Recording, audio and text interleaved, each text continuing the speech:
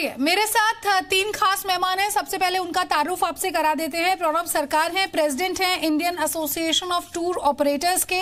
संजीव मल्होत्रा जी मेरे साथ हैं, जो जीएसटी कंसल्टेंट हैं। मनप्रीत अरोड़ा है, एडिशनल कमिश्नर हैं जीएसटी की। इनसे भी हम बातचीत करेंगे, लेकिन आप तीनों से मैं कोई सवाल पूछूं उससे पहले देखिए, पोर्टल्स किस तरह से ग्राहकों को चूना लगा रहे हैं। मेरे सहयोगी अनुराग शाह की आप ये रिपोर्ट देखिए और विस्तार से समझिए।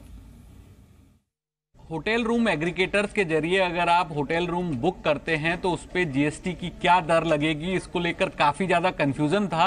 लेकिन सरकार ने जनवरी के अंदर इस कंफ्यूजन को पूरी तरह से दूर कर दिया और एक क्लैरिफिकेशन दिया था कि जो कीमत ग्राहक से वसूल की जाएगी उसी के ऊपर जीएसटी लगेगा, ना कि जो डिस्काउंट के तहत दिखाई जाती है। लेकिन फिर भी कई सारे एग्रीगेटर्स हैं जो अब भी ज़्यादा कीमत जो है वसूल कर रहे हैं। तो इसी का हमने एक रियलिटी चेक लिया और जाना अलग अलग वेबसाइट्स के जरिए। एक आप देख सकते हैं ये गो आईबीबो वेबसाइट पे जब हमने एक रूम बुक करा तो वहाँ ये देखिए कि 8,000 रुपये जो कीमत बताई गई है, लेकिन इसके ऊपर डिस्काउंट दिया जा रहा है 2,160 रुपये का, यानी इसकी जो रूम की कीमत है 5,840 रुपये। लेकिन जब आप इसको बुक करने जाते हैं तब आप देखेंगे कि जो जीएसटी चार्ज किया गया है 2,240 रुपये, वो पूरा 8,000 रुपये पे किया गया है, जबकि सरकार के नियम के मुताबिक ये 5,840 रुपये पे किया जाना चाहिए। इसके तहत जो जीएसटी की लगना चाहिए वो 1,635 रुपये लगना चाहिए, लेकिन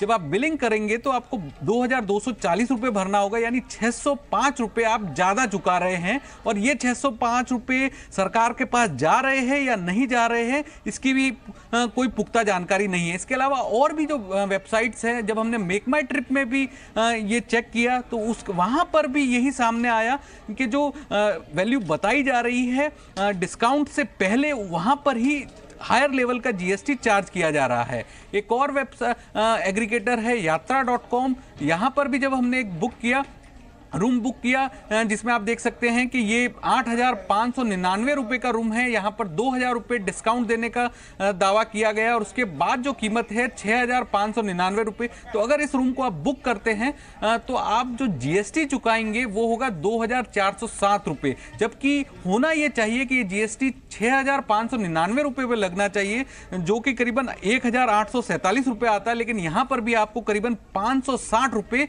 जीएसटी के तौर पर ज़्यादा चुकाने पड़ेंगे। तो ये कई सारी जो वेबसाइट्स हैं होटल रूम बुक करने की, जो एग्रीगेटर्स है, ये खुले तौर पे जो सरकार का क्लैरिफिकेशन आया था जिसमें साफ साफ बताया गया था कि जो एक्चुअल प्राइस कस्टमर से वसूल की जाती है उसी पर जीएसटी लगाया जाना चाहिए। लेकिन इसका उल्लंघन हो रहा है। जब हमने जीएसटी के अधिकारियों से भी बात की तो उन्होंने भी इसका संज्ञान लिया और उनकी तरफ से कहा गया है कि इन जो एग्रीगेटर्स को नोटिस भेजा जाएगा और किस तरह की जो गड़बड़ी की गई है उसकी पूरी जांच पड़ताल की जाएगी। कैमरा पर्सन अनिल के साथ अनुराग शाह, जी मीडिया, मुंबई। देखिए, अगला आधा घंटा आपके लिए बेहद जरूरी है हमारा ये शो देखना, क्योंकि अब गर्मियों की छुट्टियां शुरू हो जाएगी। आप भी इन पोर्टल्स पर जाएंगे, अपने लिए बुकिंग करेंगे, वेकेशन प्लानिंग करेंगे, और ऐसे में अगर ये पोर्टल्स आपसे ज्यादा पैसे वसूलते हैं तो आपको थोड़ा सचेत रहने की जरूरत है। जी बिजनेस पर 5 सवाल हम यहाँ पर उठा रहे हैं। हम ये कह रहे हैं कि सर्कुलर के बावजूद आखिर पोर्टल्स क्यों ज्यादा जीएसटी वसूल रहे हैं। हमारा दूसरा सवाल, क्या ऐसे पोर्टल्स टैक्स की चोरी नहीं कर रहे हैं। होटल कारोबार में अधिकतम जो 28% का जीएसटी है उससे टूरिज्म को नुकसान हो रहा है। ज्यादा जीएसटी वसूली से टूरिस्ट का भरोसा कम हो जाएगा और जीएसटी को लेकर होटल इंडस्ट्री में कानून लगातार तोड़े जा रहे हैं। जी बिजनेस ये 5 सवाल उठा रहा है और इन्हीं 5 सवालों के जवाब हम तलाशने की कोशिश करेंगे। सबसे पहले मैं सवाल लूंगी additional commissioner GST Manpreet Arora ji से। मनप्रीत जी, बहुत बहुत शुक्रिया आपका हमारे साथ जुड़ने के लिए जी बिजनेस पर। मैम, सबसे पहले तो ये बताइए कि जो होटल एग्रीगेटर पोर्टल्स हैं ये जीएसटी की ज्यादा रकम जो वसूल रहे हैं, कोई मामला आपके सामने आया है क्या? अभी तक इस मामले में हमें कोई औपचारिक शिकायत दर्ज नहीं हुई है, लेकिन इस तरह से देखा गया है, जनरल चर्चा में ये पाया गया है, बाकी सब लोगों ने भी ये नोटिस किया है कि जो होटल एग्रीगेटर्स हैं वो नॉर्मली 7,500 के ऊपर की स्लैब का ही रेट, उससे नीचे डिस्काउंट देने के बावजूद भी उसी तरह का जीएसटी 28% चार्ज कर रहे हैं। मैम, एक और इम्पोर्टेंट चीज जो आपसे पूछना चाहूंगी कि क्या इन मामलों में कंपनियों के ऊपर कोई एक्शन लिया जाएगा, कोई कार्यवाही होगी क्या? बिल्कुल डेफिनेटली की जाएगी, क्योंकि जैसा कि अगर आपको अंदाज़ा हो कि गवर्नमेंट ने 27 जनवरी 2018 में ही एक सर्कुलर के माध्यम से जनता को क्लैरिफाई भी किया है कि इसमें जो स्लैब है वो नीचे ट्रांजैक्शन वैल्यू पे आपका टैक्स बनेगा। चाहे स्लैब लगेगी 28%, अगर इनिशियल रेट होटल के टैरिफ का 7500 से ऊपर था, 7500 से ऊपर था, तो उस पर टैक्स 28% लगेगा, लेकिन लगेगा ट्रांजैक्शन वैल्यू पर। तो ऑब्वियसली अभी सभी अधिकारी इस तरह का कोशिश करेंगे कि अगर कोई शिकायत दर्ज हो या इन्वेस्टिगेशन करके अगर अभी भी होटल एग्रीगेटर्स ऊपर का चार्ज कर रहे हैं तो उनको रोका जाए, और अगर इस तरह का जीएसटी के नाम पे कोई चार्ज किया गया है तो इंश्योर किया जाए कि उसे गवर्नमेंट ट्रेजरी में जमा किया जाए। बिल्कुल बिल्कुल। संजीव जी, अब आपसे मैं आम भाषा में चाहूंगी कि आप दर्शकों को समझाएं कि कैसे टैक्स कैलकुलेट कर रहे हैं ये एग्रीगेटर्स, और सही तरीका क्या है टैक्स कैलकुलेट करने का। भले ही आप 28% टैक्स दें, लेकिन जो कीमत आपसे वसूली जा रही है आपको उसका 28% देना है। जो टैक्स होता है ये दो फंक्शंस है, दो आइटम्स पे डिपेंडेंट करता है। पहले किस वैल्यू पे लगना है, दूसरा किस रेट पे लगना है। जिस वैल्यू पे लगना है और रेट से लगना है उसको कैलकुलेट करके टैक्स की वैल्यू काउंट होती है। अब जो टैरिफ है, टैक्स किस रेट पे लगना है उसकी प्रोविजन है कि अगर 7500 से ज्यादा एकोमोडेशन का रेट है तो उस पर टैक्स की दर होगी 28%। 7500 डिक्लेयर्ड वैल्यू है। डिक्लेयर्ड वैल्यू मींस जो वैल्यू होटल ने डिक्लेयर की हुई है भी इतने का रूम मैं दूंगा। अगर उस अब किस वैल्यू पे लगना है, वो उस वैल्यू पे लगना है जिस वैल्यू आप जो पे करते हो, जिसको हम ट्रांजैक्शन वैल्यू कहते हैं। अब अगर 7500 से ज्यादा उसने टैरिफ डिक्लेयर्ड वैल्यू की है, भी 8000 का रूम है, लेकिन डिस्काउंट देने के बाद 20% डिस्काउंट देने के बाद वो 6400 का बन गया, तो 6400 इज द वैल्यू जिस पे टैक्स लगेगा। लेकिन दर कौन सी होगी? दर होगी 7500 से ऊपर डिक्लेयर्ड वैल्यू है, दर हो जाएगी 28%। तो 6400 पे लगेगा लेकिन 28% पे लगेगा। तो इस तरह टैक्स कैलकुलेट होगा। और एग्रीगेटर के केस में जिम्मेवारी टैक्स कलेक्ट करने की और जमा करवाने की है एग्रीगेटर की, होटल की नहीं है। ये एग्रीगेटर की जिम्मेवारी है। जो आपके सामने ये केस आया है जिसको हम डिस्कस कर रहे हैं कि उसने जो डिक्लेयर्ड वैल्यू ही पे टैक्स लगा लिया, जो वैल्यू पे की गई है उस पे टैक्स नहीं लगाया। ये बिल्कुल गलत बात है, सरकार की तरफ से क्लैरिफाई हो चुका है। तो ट्रांजैक्शन वैल्यू पे टैक्स लगना है, और टैक्स लगा के टैक्स को वो रख नहीं सकता। प्रावधान ये है कि जितना टैक्स के नाम पे कलेक्ट किया जाएगा वो सरकार को जमा करवाया जाएगा। अगर एडिशनल टैक्स उसने ले लिया एग्रीगेटर ने तो वो अपने पास रख नहीं सकता, उसको वो सरकार को जमा करवाना पड़ेगा। तो ये एक मिसअंडरस्टैंडिंग का या इग्नोरेंस का केस है कि वो ज्यादा टैक्स ले रहे हैं, अदरवाइज उनको कोई बेनिफिट नहीं है ज्यादा लेने का। तो ये एग्रीगेटर को एडवांटेज नहीं है, डिसएडवांटेज है, क्योंकि उसको सरकार को ही जमा करवाना पड़ेगा अगर ज्यादा टैक्स भी लिया गया। ठीक है, प्रणब सरकार हमारे साथ है, प्रेसिडेंट हैं Indian association of tour operators के। सर, जो सर्कुलर है उससे ठीक उलट ये जो एग्रीगेटर्स हैं, वेबसाइट्स हैं, पोर्टल्स हैं, ये ज्यादा टैक्स वसूल रहे हैं, तो इनके खिलाफ जल्द से जल्द एक्शन नहीं होना चाहिए। और दूसरी चीज ये कि जो होटल्स हैं उन्हें भी इस तरफ ध्यान देने की जरूरत है कि किन पोर्टल्स के थ्रू उनके यहाँ बुकिंग हो रही है और कैसे टैक्स की चोरी के साथ साथ जो कस्टमर है उसे भी बेवकूफ बनाया जा रहा है। देखिए जी, इसमें दो बातें होती है। एक, जब कस्टमर ठहर के जाता है तो होटल तो अपने actual bill pay actual rate लगाएगा और एक्चुअल रेट पे ही वो टैक्स लगा के वो कंपनी को बिल करती है। अब कंपनी के ऊपर है वो कितना जमा कराता है और क्या बिल रेज करके अपने पास पैसे रख लेता है। इसमें होटल की कोई गलती नहीं मानी जाएगी। ये जो एग्रीगेटर है उसी का ही माना जाएगा। अगर कोई एक्शन होगा तो उनके ऊपर होगा। सर, होटल की गलती नहीं, लेकिन होटल को भी तो ये देखना होगा ना, क्योंकि इन्हीं पोर्टल्स पर वो अपने होटल्स को प्रमोट भी करते हैं। इन्हीं पोर्टल्स के थ्रू होटल्स को बुकिंग्स भी मिलती हैं, तो उनकी भी कहीं ना कहीं जिम्मेदारी बनती है ना ये चेक करने की। ऐसी जिम्मेदारी अगर देखी जाए तो उसको बिजनेस मिल रहा है, वो चुप बैठा है। अगर वो बिजनेस में कहीं उसको रुकावट आएगी तब जाके बात बनती है। इसलिए जो है इसमें वो बात आएगी नहीं कि उसको वो जाके उसको हाईलाइट करेगा या वो उस पर कुछ बात करेगा। ठीक है, संजीव जी आप कुछ कहना चाहेंगे? इसमें मैं क्लैरिफाई कर दूं, लॉ क्या कहता है कि अगर कस्टमर डायरेक्टली होटल के पास जाता है तो होटल उसका टैक्स लगाएगा, लेकिन अगर वो एग्रीगेटर के थ्रू, मेक माई ट्रिप और यात्रा के थ्रू करेगा तो होटल टैक्स नहीं लगाएगा। तो इसमें टैक्स लगाने की जिम्मेवारी मेक माई ट्रिप की है, होटल की टैक्स लगाने की जिम्मेवारी नहीं है। एग्रीगेटर की जिम्मेवारी है। सेक्शन 9(5) उन्होंने बनाया जिसमें जिम्मेवारी उन्होंने शिफ्ट कर दी। इस जो एग्रीगेटर के केस में, ई कॉमर्स के केस में जिम्मेवारी उन्होंने होटल की बजाय किसको दे दी? एग्रीगेटर को। तो होटल का इसमें टैक्स का कोई लेना देना नहीं, होटल टैक्स नहीं लगाएगा, इस केस में एग्रीगेटर ही लगाएगा। ठीक है। मनप्रीत जी, एक बात बताइए कि इस तरह की जो गड़बड़ी है, क्या इसमें जिसमें ज्यादा टैक्स वसूला जा रहा है, जो टैक्स सरकार के पास अब आ भी रहा है, या फिर टैक्स चोरी हो रही है, इसे लेकर भी तो क्लैरिटी नहीं होगी ना मैम। हो सकता है कि एग्रीगेटर कस्टमर से तो 28% टैक्स ले रहा है, लेकिन जो टैक्स जमा कर रहा है वो 18% है। देखिए, जब तक स्पेसिफिक केसेस को इन्वेस्टिगेट नहीं किया जाएगा इस बारे में कुछ भी कहना बहुत मुश्किल है। लेकिन अगर उन्होंने जीएसटी के नाम से कलेक्ट किया है तो उन्हें गवर्नमेंट ट्रेजरी में ही जमा कराना होगा, इसके अलावा उनके पास कोई और उपाय नहीं है। संजीव जी, जो बात मैंने यहाँ पर कही, ये बनता है ना टैक्स चोरी का मामला? तो इस तरह से चोरी इसमें पॉसिबल नहीं है। अगर उसने टैक्स के नाम पे जो कलेक्शन की है, अगर वो जमा नहीं करवाता, ये क्रिमिनल ऑफेंस है। तो ऐसी पॉसिबिलिटी का चांस नहीं है। ये इग्नोरेंस के कारण ज्यादा कस्टमर से कलेक्ट हो गया और ज्यादा ही उसने जमा करवाया है। तो ये इग्नोरेंस के कारण उसने ज्यादा ले लिया कस्टमर से, तो ये उसकी मिसअंडरस्टैंडिंग का केस है। सर, उसकी मिसअंडरस्टैंडिंग जो है वो बहुत सारे लोगों को भारी पड़ गई है, भारी पड़ रही है। लेकिन किस्सा ये मान लेना कि उसने टैक्स अपने पास रख लिया, ये जो आज के हालात में पॉसिबल नहीं दिखाई देता। ठीक है।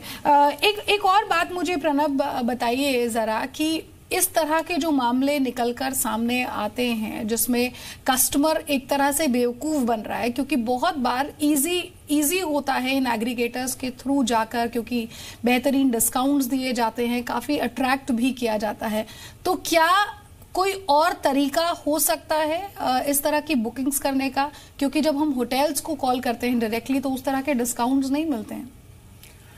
आजकल होटल का भी अपना वेबसाइट है, तो उसमें रेट ऑफ द डे में भी वो लोग बेचते हैं। अच्छा। और उसके बाद ये जो है अपने एग्रीगेटर भी बेचते हैं, मगर कई बार देखा गया है कि एग्रीगेटर के रेट कम होते हैं, मगर अगर आप कम दिनों के व्यवधान में अगर बुक करेंगे तो ऑलमोस्ट रेट सेम आ जाते हैं, क्योंकि होटल अपने कमरों के रेट अपने खाली कमरों के हिसाब से आगे ऊपर नीचे करते रहते हैं, जिस वजह से एग्रीगेटर का जो रेट होता है वो फिक्स्ड होता है।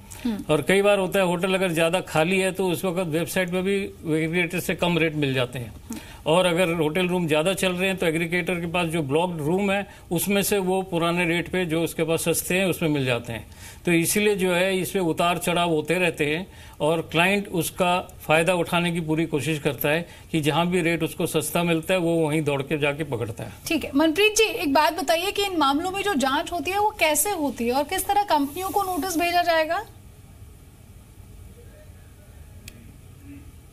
देखिए, या तो किसी ने कोई इन्फॉर्मर हमें कोई शिकायत करे, उस तरह से भी शुरुआत होती है, नहीं तो हम अपने लेवल पे भी इंटेलिजेंस डेवलप करके कोशिश करेंगे। जैसे अभी फिलहाल मैं बॉम्बे से बात कर रही हूँ, तो मैं बॉम्बे में रिलेटेड मुंबई में जितने भी इस तरीके के होटल एग्रीगेटर्स पाए जाएंगे उनसे रिलेटेड जानकारी इकट्ठा करेंगे। हम लोग होटल खुद बुक करेंगे, हमारे ऑफिसेज जाके बुक करेंगे और देखेंगे कि किस तरीके का उनसे चार्ज किया जा रहा है। अकॉर्डिंगली फिर फर्दर प्रोसीड करेंगे। और मैम, पेनल्टी, सजा, क्या कुछ प्रावधान है यहाँ पर? पेनल्टी, इक्वल पेनल्टी का प्रावधान है और सजा उस पर डिपेंड करेगी कि वॉल्यूम कितना निकलता है। जैसे उसमें अरेस्ट का भी प्रावधान है, अगर 2 करोड़ से ऊपर की चोरी पाई जाती है तो अरेस्ट का भी प्रावधान है। ठीक है। संजीव जी, आप कुछ कहना चाहेंगे? जो लॉ बनाया गया वो ये है कि अगर टैक्स कम चार्ज किया गया है तो जो कम चार्ज किया गया सरकार उसके लिए पिनल एक्शन लेती है, लेकिन अगर ज्यादा चार्ज किया गया है तो सरकार की तरफ से पिनल प्रोविजंस नहीं है, तो एक रूल्स की कंप्लायंस नहीं हुई, वो एक स्मॉल एक्टिविटी है।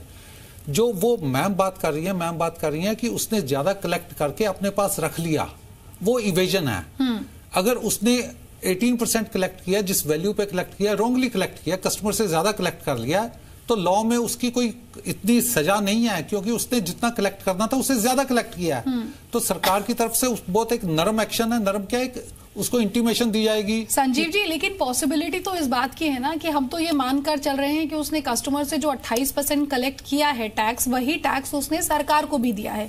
बहुत बड़ी पॉसिबिलिटी तो ये भी बनती है कि टैक्स की चोरी हुई हो। उस पॉसिबिलिटी के चांसेस बहुत कम हैं, क्योंकि उसको इनवॉइस वाइज डिटेल देनी होती है। अच्छा। ये मान के चलना कि वो सारी डिटेल गलत ही दे देगा, तो इतनी बड़ी चोरी करना आज के दिन पॉसिबिलिटी नहीं है। ठीक है। और इसमें क्या है, जो कस्टमर सफर कर रहा है वो रिफंड अप्लाई कर सकता है सरकार को। वो कह सकता है कि मेरे से ज्यादा टैक्स चार्ज किया है, वो रिफंड की प्रोविजन है। और उसका तरीका क्या है? वो रिफंड की एप्लीकेशन है, रिफंड का फॉर्मेट है, वो सरकार को अप्लाई कर सकता है और उसको रिफंड मिलेगा जितना उससे ज्यादा चार्ज किया गया।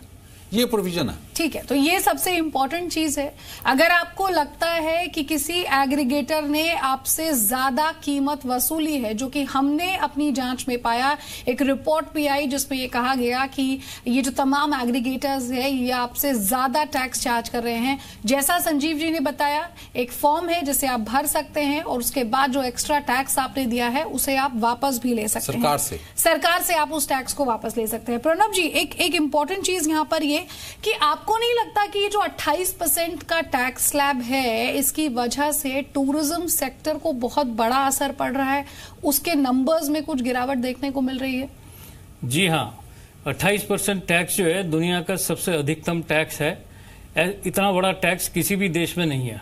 और अगर टूर ऑपरेटर की सर्विस ली जाए तो 5% और देना पड़ता है, जो कि कास्केडिंग इफेक्ट होता है, जो जीएसटी के कानून में है कि सिंगल टैक्स और सिंगल कंट्री सिंगल टैक्स। मगर यहाँ पे जो है डबल टैक्सेशन हो रहा है और 33% हमें क्लाइंट से वसूल करने पड़ रहे हैं, जिस वजह से हमारे बिजनेस को काफी नुकसान हो रहा है। बहुत से लोग जो है हमारे नेबरिंग कंट्रीज में चले जा रहे हैं, और जो भारत देश में जो घूमना चाहते हैं, जो लोग होटल में ठहरना चाहते हैं, 5 स्टार होटल में ठहरना चाहते हैं, उनके लिए विदेशी होटल सस्ते लगने लग गए हैं। अगर 33% का टैक्स होता है तो 1 लाख के बिल पे 33,000 रुपए का टैक्स बनेगा। और अगर वो वही होटल दुबई में जाके लेता है तो उसका 33,000 क्या, उसको तो 25,000 में उसको एयर टिकट मिल जाएगी, जो कि उसको लगेगा कि फ्री मिल रहा है, मैं फिर दुबई चला जाता हूं, मैं देश में क्यों लगूं। इससे क्या हो रहा है कि हमारे देश की जो नौकरी है वो विदेश में चली जा रही है, और हमारे देश में जो होटल ट्रेड को बहुत बड़ा नुकसान हो रहा है, हमारे टूरिज्म इंडस्ट्री को नुकसान हो रहा है, और हमारे नेबरिंग कंट्रीज को बहुत फायदा हो रहा है। और वो लोग अलग अलग तरीके से लोगों को लिभा के अपना बिजनेस बढ़ाने में लगे हुए हैं। बिल्कुल, टूरिज्म सेक्टर को एटलीस्ट नेबरिंग कंट्रीज में तो फिर बहुत ज्यादा बूस्ट अप मिल जाता है। संजीव जी, आप क्या सोचते हैं, क्योंकि जो बात यहाँ पर प्रणब ने कही वो बहुत इंपॉर्टेंट है कि 28% का जो स्लैब है वो इतना बड़ा है या इतना ज्यादा टैक्स है वो, कि बहुत बार लोग ये सोचकर शायद उन हाई एंड होटल्स की तरफ नहीं जाते हैं या फिर उस कैटेगरी में फॉल नहीं करना चाहते हैं। किसी भी लॉ की प्रोविजन रहती है कि लग्जरी को टैक्स किया जाए, नेसेसिटीज को एग्जम्प्ट किया जाए। अब 1000 रुपीज से कम का जो होटल है उसको एग्जम्पशन है, वो नील रेट पे है। तो जो 7,500 माना गया, जो 7,500 लग्जरी सेगमेंट है, अब लग्जरी सेगमेंट को तो टैक्स करना है, और डीमेरिट रेट कौन सा है, 28% है। तो 28% टैक्स उससे किया गया, जो कि रीजनेबल है इन द सेंस की हाईएस्ट रेट है उस पे। अगर आप उससे नीचे आओ, 18% रेट ऑफ टैक्स है। 7,500 से नीचे का अगर डिक्लेयर्ड रेट है तो रेट ऑफ टैक्स 18% है। उससे नीचे रेट ऑफ टैक्स 12% है, और 1000 से नीचे वो नील है। तो ये इस तरह की कैटेगराइजेशन है। और जो नहीं सर, मेरा मतलब ये था कि 28% बहुत ज्यादा नहीं है क्या, उसे कम नहीं कर देना चाहिए? 5 स्टार होटल्स पे, हाँ। 5 स्टार होटल्स पे और होटल्स पे जिसमें डिक्लेयर्ड टैरिफ सर, लेकिन बहुत सारे 4 स्टार होटल्स अगर आप अच्छे वाले भी देखेंगे तो उनका रेंट रेट भी 7.5 से ऊपर चला जाता है। 7,500 से ज्यादा रूम मिलता है। से ऊपर के जो कमरे हैं पर नाइट, अगर वो कमरे हैं वो लग्जरी सेगमेंट की केस है, तो लग्जरी सेगमेंट पे डिमेरिट रेट लगना ही चाहिए 28%, नहीं तो बजट कैसे पूरा होगा। अब अगर उससे नीचे वाले पे लगाएं, सब पे 18 लगा दें, तो नीचे वालों को उन पे क्लब कर दिया मिडिल क्लास को। प्रणब जी, आप बीच में इंटरफेयर करेंगे बहुत जल्दी से, वो कुछ कहना चाहते हैं? मैं ये कहूंगा कि हमारे देश में एक बहुत गलत राय बनी हुई है कि एक लग्जरी सेगमेंट है। लग्जरी क्या होती है? अगर हम विदेशी पर्यटक के सामने इसको रखते हैं तो वो 7,500 रुपए कुछ नहीं है। 7,500 रुपए कोई माप नहीं है कि एक लग्जरी है। उनके लिए तो जो 12,000 या 15,000 रुपए का जो होटल होगा तो वो लग्जरी माना जाना चाहिए, क्योंकि उसकी फैसिलिटीज उस हिसाब से है। और जैसे इन्होंने कहा कि 1,000 रुपए के होटल में क्या मिलता है, कुछ नहीं मिलता है। 1,000 रुपए में टैक्स दियो तो कोई बड़ी बात नहीं है, 2,000 में भी आजकल कुछ नहीं मिलता है। मगर इसमें जो है टैक्स के अलग अलग स्लैब लगा के इस इंडस्ट्री को एक बहुत बड़ा धक्का लगा, मैं तो यही कहूंगा। ठीक है, आप ये मानते हैं कि टैक्स थोड़ा सा कम होना चाहिए, स्पेशली इस सेगमेंट में। एनीवेज, बहुत बहुत शुक्रिया प्रणब सरकार आपका हमारे साथ जुड़ने के लिए। संजीव जी, आपका भी बहुत बहुत शुक्रिया। Manpreet, thank you so much for joining us on Zee business.